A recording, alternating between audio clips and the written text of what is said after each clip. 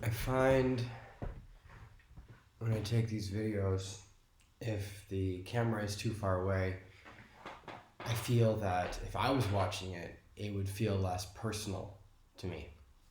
It would feel more distant. Um, and I don't want to make the people, I mean, even if there's one person watching this video, which maybe there isn't, but whoever chooses to watch this video, I wouldn't want to make people feel distant from me. That's the last thing I would want them to do. I want them to feel more connected and like I'm sitting down with them and having a conversation with them in their living room, maybe with a coffee or a tea. Anyway, um, I wanted to share today about, and again, try to keep it 5 minutes or less, about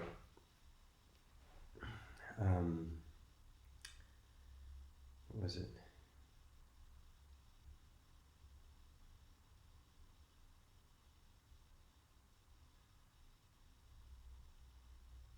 God, there's so many things in my head today. I don't even know where to start. I had it figured out before I started this video, but I've now losing my memory as to which I want to focus on, what I want to focus on. Okay, I think this is it. So I've said before, I maybe have even made a video about this. I don't know, I learn. And by extension, I am not confident in my knowledge. I am confident in my ability to learn. For me, this is very significant, and this is one of my core belief systems. So when somebody says I am arrogant, which I understand arrogant to be someone who, and again, I could be wrong on this, I haven't looked up the definition, but I understand arrogant as somebody who inflates themselves about something. They think they're greater than they actually are.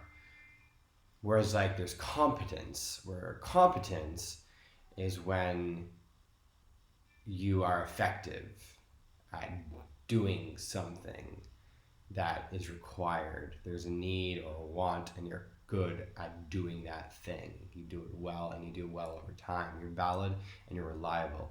So I am competent in learning. I am not competent in knowing. And the reason why I say I'm not competent in knowing is because knowledge is probably one of the most dynamic, you can call it intelligence, you can call it knowledge, you can call it information, you can call it data. It's probably one of the most dynamic things we have in the world right now because of technology, artificial intelligence, machine learning, whatever you want to call it, applied statistics and computer algorithms, whatever you want to call it. Knowledge changes all the time. And the interesting thing about knowledge is if you gather enough data, you can actually make an argument for virtually anything that isn't against the laws of physics or the natural laws of this world. So knowledge is not the most trustworthy thing. I think it's another thing I would say. And some people may disagree with me on this. And as I look at the time, I see it's now 4:30. I'm going to continue recording this video. I'm not going to do it in 5 minutes. I know I like to stick to 5 minutes, and so for the people, if you do follow these videos, and if you're like, oh, I wish it was 5 minutes and then it was done, that was 5 minutes of my time, but now it's taking more time out of my life. This is a very raw, uncut video right now, so I'm just going to continue. So knowledge is not steady, and I'll give you another example from a totally different perspective. History doesn't change, but the way history is looked at changes. So if you take a simple example that everybody can understand, the life of Martin Luther King, Dr. Martin Luther King. I think he is one of the most inspirational people I've ever learned about. it's possible. Well, like we know Dr. Martin Luther King was a human. That's a fact. We know that he was alive. That's a fact. We know that he was from Alabama. I'm fairly certain that's a fact too. Correct me if I'm wrong, for those fans of Martin Luther King out there. Dr. King. Um, you know, based on the social response of Dr. Martin Luther King, it is fair to say that he was extremely significant in his influence while alive. And it's also something that can be argued that he continues to influence and inspire even after he's dead. He has a legacy. I don't think anything I said would be a shock to anyone, whether you agree or disagree with Dr. King's life. But I started off by stating facts. He was alive. He was a human. I know that I probably sounded absolutely absurd when I said these things, but I did that intentionally because facts are, in my world, and this is not everyone's opinion, but in my world, facts are pretty straightforward. They're pretty simple. They are what they are. Philosophy is complicated. Culture is complicated. Humans are complicated. But facts are facts. So going back to my point about how knowledge sometimes is not trustworthy is because anyone can say anything they want, and that can be knowledge. Any data can be created, captured, shared about anything, and that can be called knowledge. It is knowledge.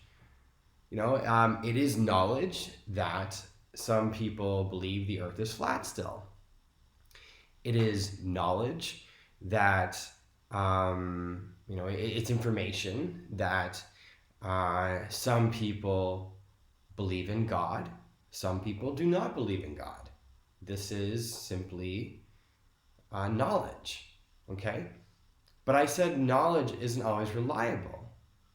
Okay, so just because someone says something or believes something or asserts something, whether it's, a good-looking white guy who's 32 years old, based on public perception, who says things on a YouTube video, just because he says these things doesn't mean anything he says is true, but it's knowledge that he is sharing. In this case, I'm making fun of myself right now, basically.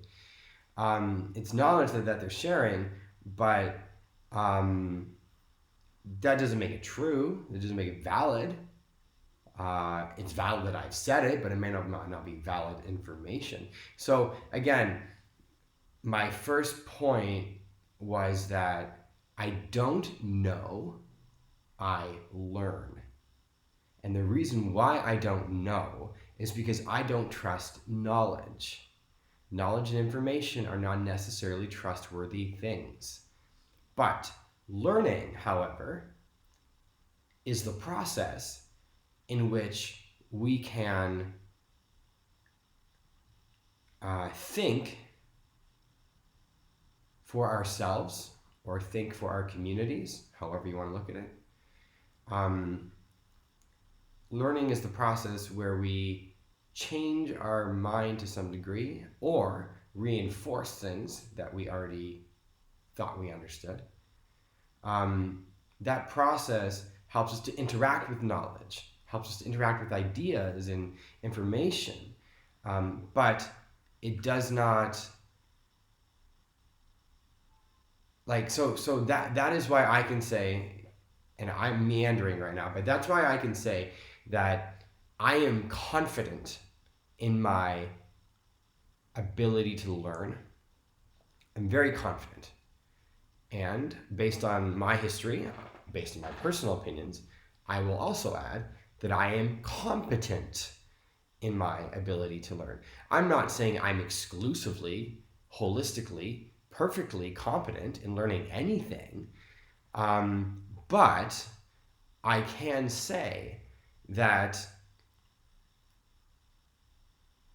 if okay, let's say you want to teach me about astrophysics. Okay. Good God. I am confident that I can competently learn that I have no idea what it's about.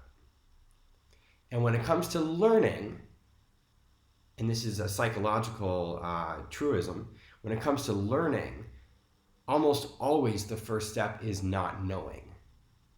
Realizing it's the awareness of not knowing. You know, oh, I don't know anything about astrophysics. Okay. However, in order to understand astrophysics, you need to understand physics. So maybe I understand the simple concept, seemingly innocuous, but it's probably not at all. The simple concept that gravity is a thing. It is a fact. It is a physics-based phenomenon. You know, like, okay, so according to gravity, in a very overly simplified, and I'm sorry for all the physicists out there who may be paying attention and think wow, what is he doing? But like, this is a remote. I'm dropping a remote, so I'm going to make a hypothesis that I will let go of the remote and the remote will drop and I will catch it in my hand. Okay, so hypothesis, experiment, and results. And my analysis is that, well, basically I said that I was going to drop the remote and I did. And it landed in my hand. Okay, so that's a fact, as much as we can say, that it will repeat, it's valid and reliable, or will repeat itself and get the same result. So that's a fact, which is knowledge, which is probably one of the most reliable things about knowledge. Facts, because facts are not disputable, especially scientific facts, such as that. I feel like someone's going to come up there and be like, you know what, gravity is not a scientific fact. Gravity is a scientific theory. And if that's the case, woe is me. But my point is, within knowledge, there are degrees of more accurate, less accurate, more correct, less correct. But that's why I don't get caught up in knowledge. I don't get caught up in content. Content, it changes, it evolves. So going back to my point about Martin Luther King, so some people might look at him today and say, wow, he was amazing, he did all these great things, and this is why I think he's amazing, because he did all these great things. Someone else might say, oh, he was amazing. But then they might look at a completely different set of things to call him amazing and say why he was amazing. So, okay, they both have information. The information seems to be credible because the things that they say about Dr. King seem to be validated by historical stuff. But what happens if one day a very prominent journal article in the social sciences writes about Dr. King's personal life and his personal choices? And what if they wrote that he did something that would be socially appalling by today's standards? So do we all of a sudden throw Dr. King out the window just because we learned new information that he made some mistake that by today's standards we would judge him as rational, sinful, whatever it might be, whatever you want to call it? I would like to hope that Dr. King would still be revered by the majority of society because of the legacy he left behind. But at the same time, we live in a society where information is explosively everywhere and so dynamic. Look at big data as an example. And that, individuals who are alive or dead, who hold positions of power, alive or dead, influence, if you will, those people can be taken down like that through something like I said about Dr. King. So let's say Dr. King, we'll use like kind of a ridiculous example to illustrate the argument. Let's say Dr. Martin Luther King stole candy from babies and he always stole candy from babies. Every time he saw a baby, he would steal a candy from a baby. That was his thing, okay? Now, there is a saying, don't steal candy from a baby. It's something that, socially speaking, in the West at least, we say that's not good, right? But what if somebody in a prominent journal article or maybe on a blog, I guess it really doesn't matter, they just start talking about how Dr. Martin Luther King actually used to steal candy from babies. And then that article, because it's such a shift in perspective of Dr. Martin Luther King, goes viral and screenshotted and posted all over the Western internet. And then it seeps into China, and then China talks about it. You're like, oh my God, this is crazy. Does Dr. King lose his legitimacy and his legacy because he stole candy from babies? So, again, information is important. Information is useful. Information is the foundation of learning. You need to learn things. You need information to learn in order to grow. But again, I would never, and I hate saying never, it's such an extreme. I would hope that I would not say, I know things in most cases. Because by saying you know things, it suggests that it's like, to know something is to, like, there's no question about it. You know it. You know it or you don't know it. You know this is the thing. So to me, again, knowing is not important. Learning is important. Because learning is kind of like, it's the thing that surrounds knowledge. It's like our minds can wrap around knowledge in every corner and direction and possibility. And we can look at knowledge from a billion different perspectives, such as the way we look at history and how it changes over time. Like, I mean, here's another relevant example. So we have statues being taken down in America of prominent political figures, historical figures, because they were known to also do things such as be slave owners, as an example. So, like, the knowledge that we've received, or I shouldn't say received, because these are basically long-running facts if you actually know these people and you know their histories.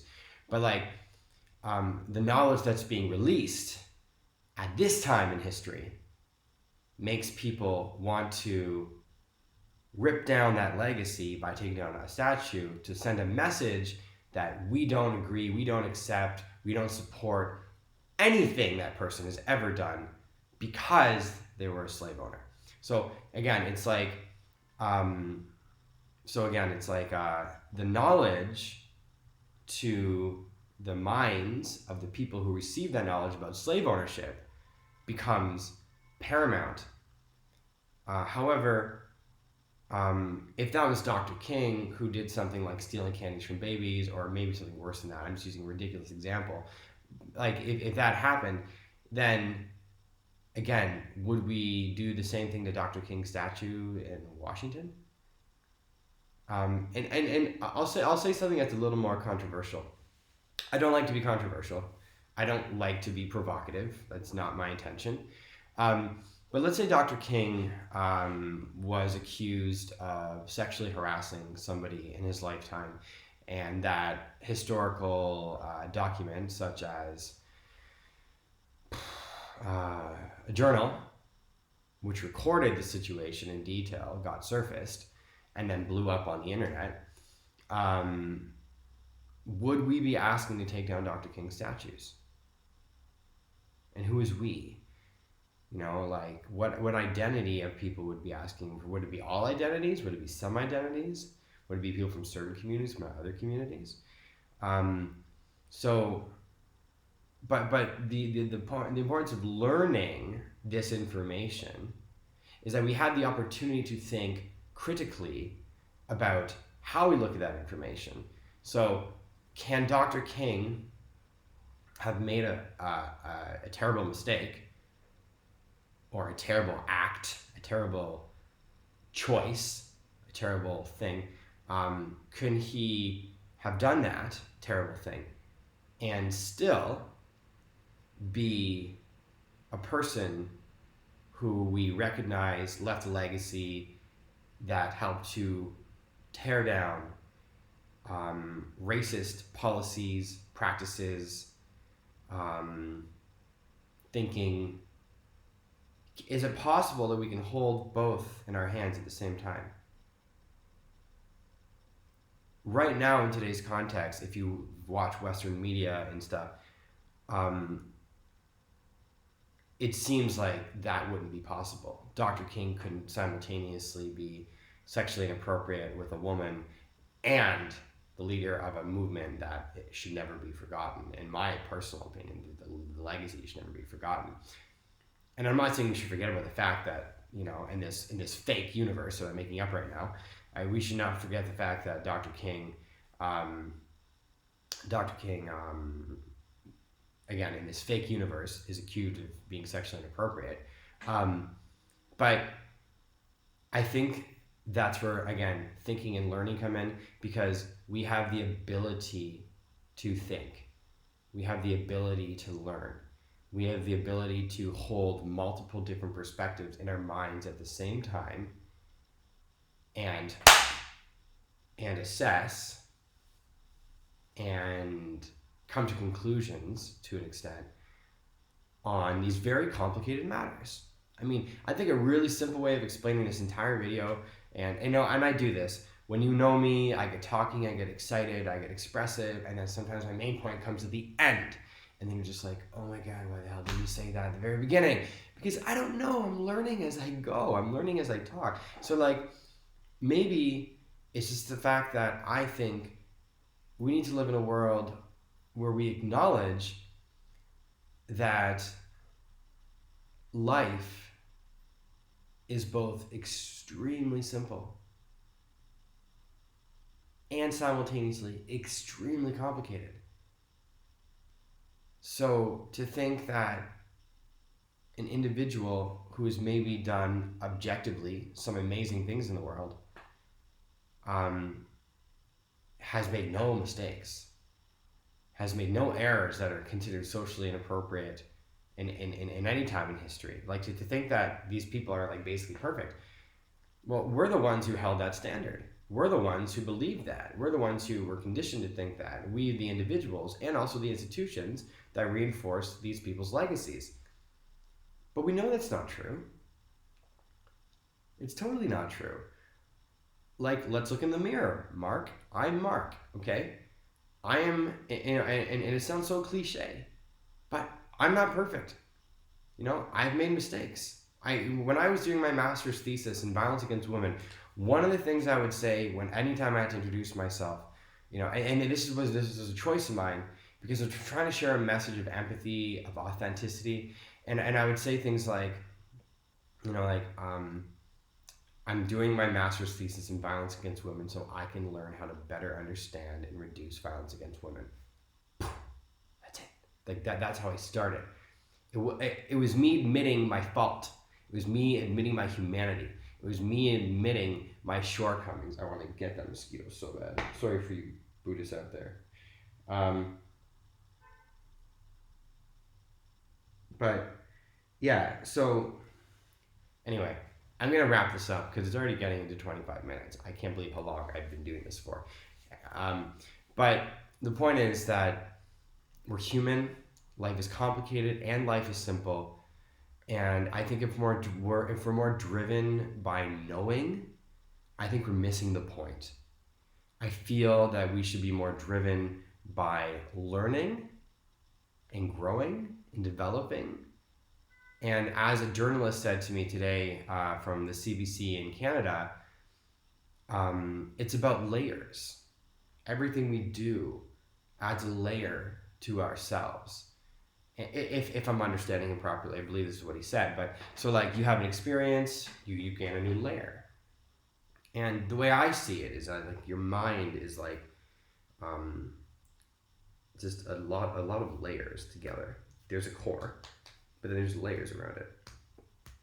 And every time you experience something, a new layer gets formed. So it's like it's almost like an expansion. If you think of physics, like the expansion, the shrinking of the universe, like, you know, we're born as a speck, you know, and then layers grow around that speck every single time we experience something. And we're expanding. We're expanding as people. So I think if we see the priority in learning and being confident in our ability to learn through experience, I think we're going to benefit a lot more from our lives. We're going to benefit a lot more from the information we know. We're going to benefit a lot more from the facts that we know, or the alternative facts that we're told. Our lives are going to be richer if we focus more on learning. Yeah. Anyway, if anybody watches this video to this point, I'm going to be shocked. But if you do, feel free to leave a comment, say something. I'm not really releasing this publicly to the world. I'm just kind of exclusively dropping this in a very small group. But anyway, that's that. I hope you have a great day, night, whatever it is. It is evening in China right now. It's a Saturday night. I decided not to go out, and I wanted to kind of do this. And maybe I'll do it more often, maybe I won't. I don't know. It really just depends, okay? But take care, everybody. Hope you are healthy. Hope you're well. And bye.